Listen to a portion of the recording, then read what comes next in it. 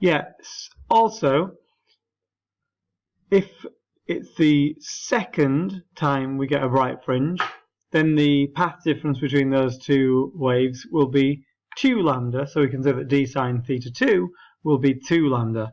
If we continue that on and on and on and on for all the n values, you get the general rule that d sine theta is equal to n lambda for the condition of being a bright fringe, where d is the grating spacing, which is 1 over the number of lines per millimeter. Obviously that will give you an answer in millimeters, so that's times 10 to the minus 3.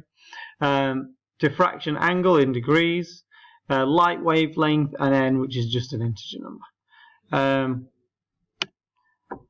So we can even use this setup to determine a value for lambda really accurately. Now the beauty of using the diffraction grating rather than just the 2 slits is, instead of having a really wide fat sort of band of light, you get really strong thin lines of definite brightness and then darkness, then brightness, then darkness. And you get so many that you can test that lots of times. Now we'll do an experiment very similar to this, and you'll determine the wavelength of some light, hopefully some laser light.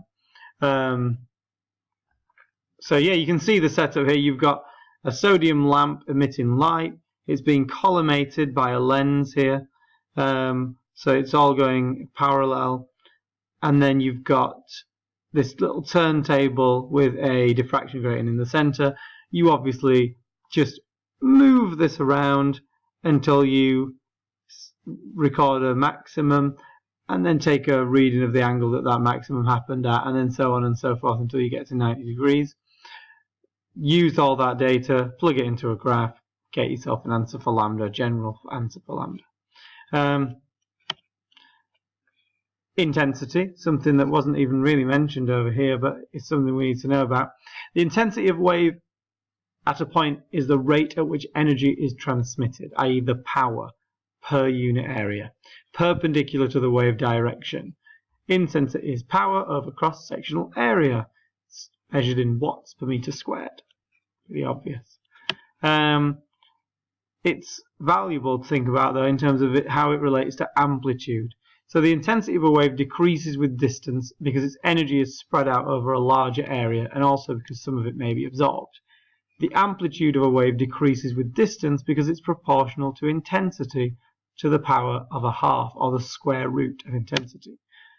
So if intensity is proportional to amplitude squared, then I is equal to Ka squared, where K is just some arbitrary constant. This means that a wave which has twice the amplitude of another has 4 times the intensity. So it's carrying energy at 4 times the rate. Now that's because if it's not only oscillating in one direction, but it's also oscillating in another, usually speaking. So here's a practice question. Have a bash at that. Pause the vid and bring in the answer. And you've also got some homework to do, which is also attached to the page. I hope that's been informative. Sorry if I was a bit weird at any point during that. It's hard to stay focused when you're just sort of talking to yourself in a chemistry lab. It's not my natural world.